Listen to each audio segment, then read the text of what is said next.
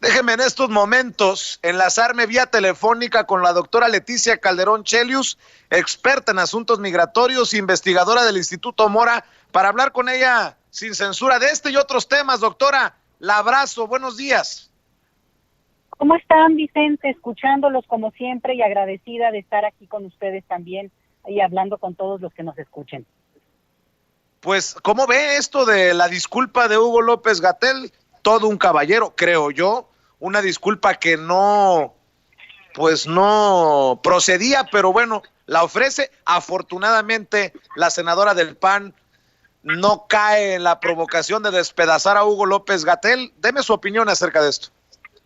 Bueno, vámonos por partes, Vicente, porque yo creo que estamos ante una gran lección que hay que desmenuzar distinto al solo, digamos, a la pura coyuntura.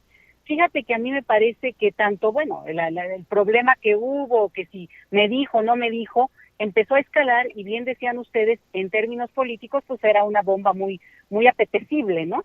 Pero lo que fue muy interesante es que justo la reacción del doctor Hugo López-Gatell da con algo de lo que no estamos muy acostumbrados nosotros. Primero, nos da una gran lección en términos de que nos dice, bueno, más allá de que yo no estoy de acuerdo, digo, tal cual lo dijo, no, es que más bien no me estaban preguntando, yo no es que no respondí, esa es la acusación, de que él no había respondido lo que se le preguntó, sino dice, me estaban cuestionando algo en lo que yo no estoy de acuerdo, que había actuado digamos, pensándolo, haciendo malas cosas de antemano. Y él dijo, no, obviamente no, hay una estrategia, en fin, lo que se ha dicho siempre. Pero la lección aquí es que él dice, pero a pesar de que yo puedo no estar de acuerdo con la acusación, siempre una persona que pide, que quiere oír una disculpa de otro, necesita algo más. Necesita ese consuelo, Vicente. Está hablando de otras cosas. Necesita el reconocimiento, el apapacho, digamos, no aquí no físico, pero el apapacho emocional que significa decirle, perdóname, me disculpo contigo por lo que hice.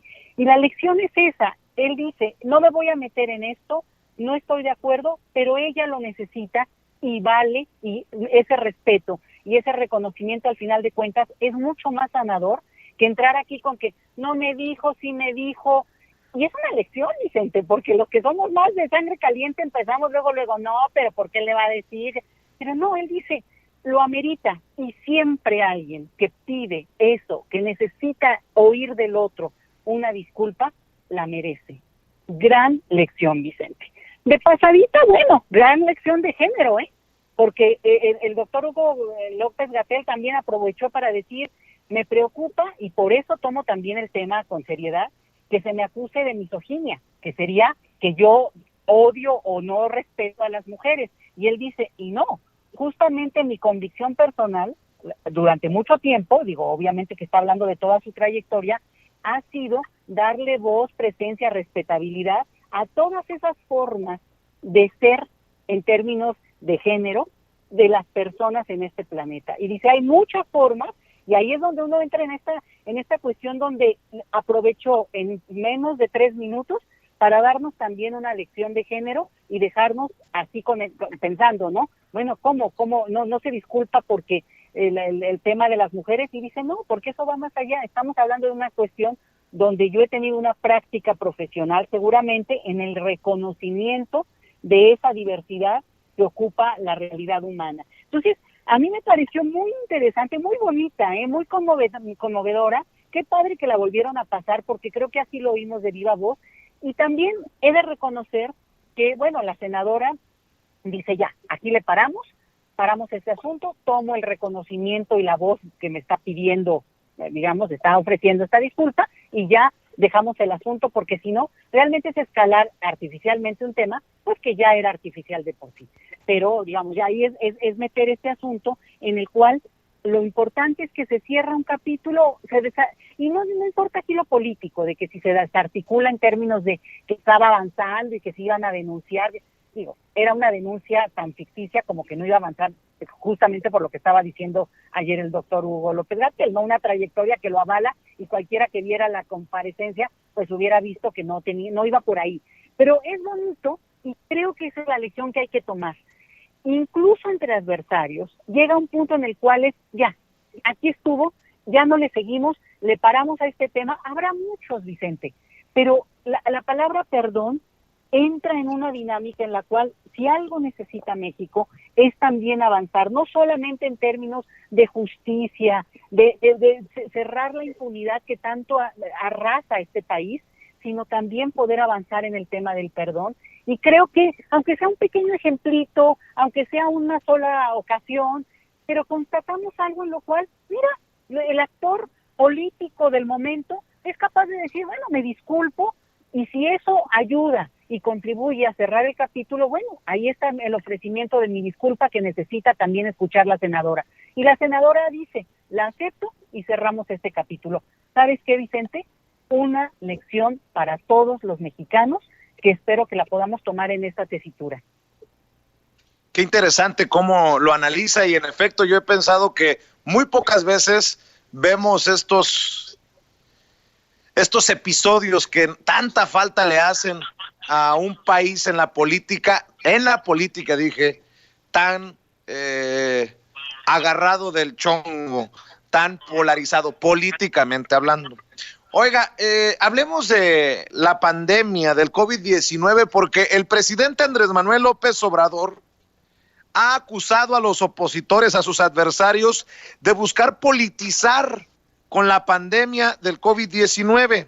Los acusó en la mañanera de buscar politizar con el tema del coronavirus y que ahora están espantando a la población al señalar que con la llegada de la influenza habrá más muertes. Por eso he dicho que es temporada de sopilotes.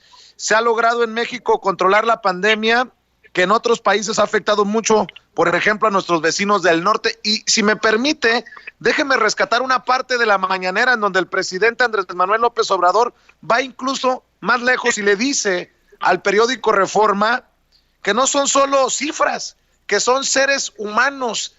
A ver, échemelo, Ceci, para verlo y escucharlo al presidente. Benito Jiménez, del periódico Reforma, preguntarle sobre estas estadísticas, estas cifras oficiales que se dieron a conocer ayer. Uno, que se supera el pronóstico, la proyección de la Secretaría de Salud con las muertes por COVID, de 6,000 que se tenían proyectadas, ya llegamos a las 10,000, con más de 93,000 contagios. Sobre esto, presidente, y las otras cifras del INEGI, más de 12 millones de personas desocupadas, más de 2.4 millones formales. Sobre estas cifras, si nos puede opinar, presidente. Bueno, en el caso de los fallecimientos por la pandemia, pues es algo muy lamentable, porque siempre lo hemos dicho, no son datos, no son cifras, son seres humanos. Yo no voy a dejar de enviar mi pésame a los familiares de los que han perdido la vida por la pandemia. Ahí están las palabras del presidente Andrés Manuel López Obrador de gira por el sureste mexicano. Déjeme preguntarle, doctora, ya rebasamos los 10,000 muertos por el COVID-19. ¿Qué se puede decir en una situación así? ¿Qué se puede rescatar? ¿Hay algo que nos esté dejando bueno esta pandemia? Ayúdeme con su reflexión. Mira, yo creo que los números pues siempre impactan muchísimo, y yo creo que también nos ponen en alerta frente a un tema además que, bueno, pues obviamente se propaga, ¿no? Yo creo que esa es la primera lección del número, pero el número es frío y solamente sirve para estas estadísticas y este seguimiento epidemiológico para poder ir viendo más o menos cómo se comporta tanto la epidemia como también la misma población. Y finalmente, tú decías bien, bueno, no nos ha ido tan mal comparado con otros países o en otras circunstancias, dado el escenario mexicano, que además esto está todavía porque le falta, vamos a ver cómo avanza. Entonces, visto así, con una cuestión muy dura, pues sí, puedes decir, al final de cuentas, podemos decir que ahí la llevamos para lo que se podría esperar, en un país de 130 millones de habitantes, Vicente. Pero ahí viene la otra parte, y yo quiero no dejar de decirlo, porque mira, no hay cosa que duela más en la vida que la muerte de un ser querido. Entonces, cuando uno ya lo baja a la parte humana, a la parte familiar, a la parte del duelo, que incluso no se puede hacer, Vicente, esa es también una tragedia. Porque una de las cosas que ocurre con la muerte de alguien es que uno tiene que cerrar el ciclo, y al final de cuentas eso va a llevar mucho tiempo. Eso no es de momento, pero el duelo compartido, la gente que te acompaña, el pésame, esta parte donde puedes recargarte en otros, es un consuelo muy grande que esta maldita pandemia no nos está dejando hacer a la gente. Y eso es una tragedia que se suma a la propia muerte. Entonces, al final de cuentas, por eso también es tan duro, y por eso es tan duro como ocurre con las muertes trágicas o las desapariciones, Vicente, que no hay una forma de tener un duelo, no hay una forma de cerrar ese ciclo y empezar a llegar eventualmente, falta y tarda mucho, pero a un momento de aceptación, de consuelo. Entonces, claro, cuando decimos el número frío, pues vamos midiéndole y van compitiendo, y decías tú muy bien cómo se vuelve un tema de jaloneo político entre unos y otros, y está ocurriendo en todo el mundo, en todo el mundo, los gobiernos y sus adversarios, ese tema se está volviendo un lugar común en términos del debate. Ahora, la otra parte, y cuando nos empecemos a enterar, o cuando oímos que fulano falleció, o fulano tuvo esta complicación, es muy doloroso por la soledad, por el no acompañamiento también que tienen los enfermos, y la familia que quiere estar cerca, o por lo menos mínimamente contactada con ese ser querido. Y te pongo la otra, que es aún también trágica en este momento, en este contexto. La gente que desafortunadamente también está falleciendo, sea por causas naturales, porque la enfermedad llegó a su punto que ya no hay retorno, por el momento de vida incluso, por la edad, por lo que tú quieras, pero morirte en este momento también es una tragedia, porque, aunque no sea por COVID, se suma a este escenario en el que si alguien va a ser incinerado, pues tiene que esperar días y días, y los cuerpos están ahí congelados.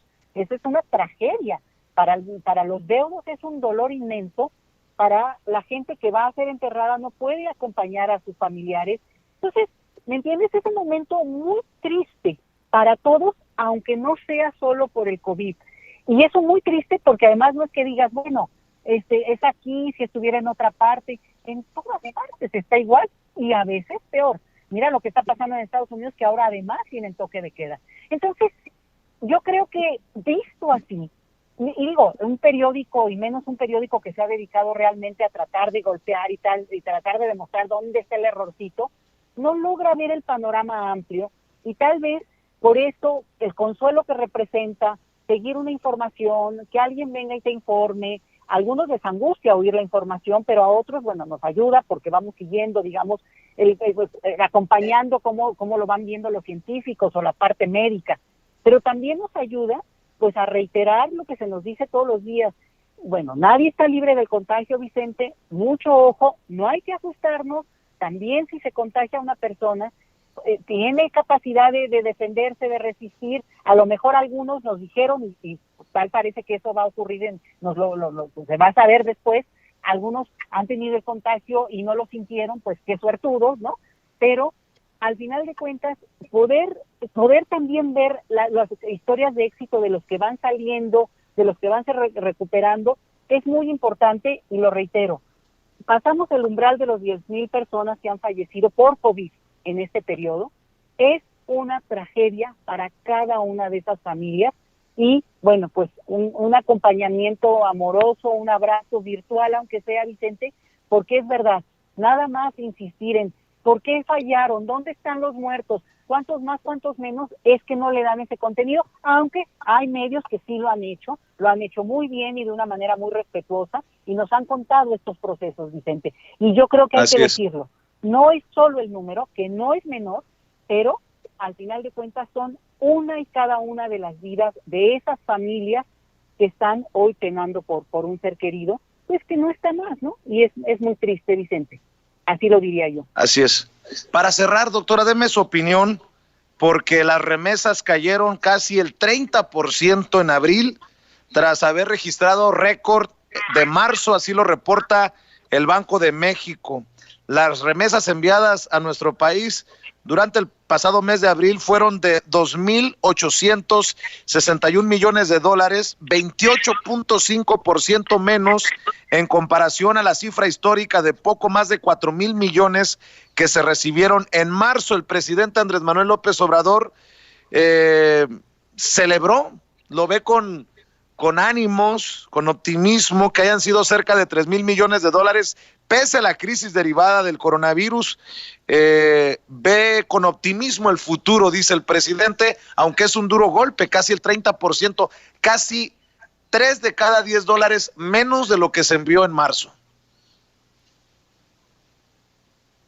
A mí siempre me ha sorprendido, y mira que tengo trabajando y siguiendo estos temas desde hace muchos años. A mí lo que me ha impresionado es que la gente mantiene esta lealtad, este compromiso, esta cercanía a través de un envío de dinero para sus familias. Eso siempre me ha sorprendido y me ha maravillado, porque está difícil, ¿no? Al final de cuentas, bueno, cada vez la lejanía de lo que implica irse y a veces no tener un contacto pues cotidiano con la gente, con la familia directa sobre todo. Entonces, el hecho mismo de que se mantengan remesas, lo que sea, es en sí un milagro. Primero, lo diría.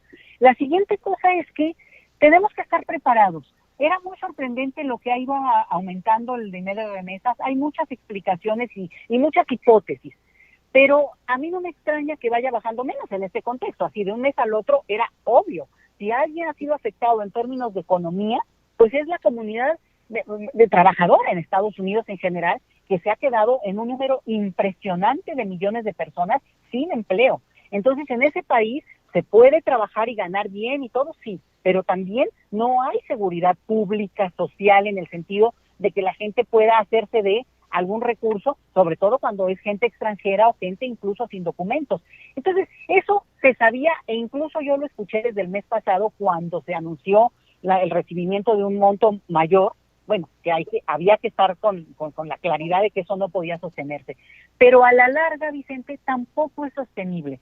México no puede vivir del tema de las remesas. O sea, las remesas es una ayuda fundamental y, insisto, impresionantemente maravillosa para quien lo recibe. Pero no puede estar en la contabilidad del gobierno, porque al final de cuentas es una decisión que puede cambiar por muchas cosas, como lo estamos viendo en este momento, porque la enfermedad se acerca y la gente pues tiene que resolver su día a día y no le va a mandar a ese familiar al que le mandaba siempre. Entonces, a largo plazo y también con la consolidación de la comunidad mexicana que radica en Estados Unidos, al paso del tiempo, a mayor edad, pues las remesas no son un recurso que pueda contabilizarse hacia el futuro como que va a llegar siempre. Esto lo hemos dicho y los remesólogos lo saben y lo han dicho también desde hace mucho. Se debe prever porque no es un recurso que al final de cuentas pueda tener esa seguridad, porque también la gente va envejeciendo, a lo mejor sus familiares en México a su vez migran, podría haber sido el caso como ocurrió hace 10 años, que fue una migración muy alta. Puede ser que no lo requieren más porque tienen otros apoyos, o la misma persona está en situación precaria. Entonces sí te lo diría, claro, hay que cuidar mucho ese tema, pero no sorprende. Y me gustaría, si me permites, solo decir que al final de cuentas, así como es un tema maravilloso porque se tiene que leer también no solo por el número duro, sino por qué socialmente nos está diciendo, pues reitera el vínculo amoroso, fraternal, que tienen pues los vínculos familiares de esas personas que siguen alimentando ese vínculo, en este caso a través de una ayudadita, ¿no? Una ayudadita que siempre cae muy bien. Así es, pues yo le agradezco siempre por el análisis, por sus comentarios, por sus opiniones, doctora. Le voy a pedir a todas las personas, las más de 16,000 o cacho de personas que nos están viendo y escuchando en Sin Censura, en vivo y en directo, que la busquen, que la sigan en @LetiChelius en Twitter, que también busquen @migrantólogos, y aquí que siempre nos acompañen los martes para escucharla hablar sin censura. Yo le mando un abrazo por el momento, doctora. Que la pase bien. Un abrazo grande. Gracias. Es la doctora Leticia Calderón Chelius,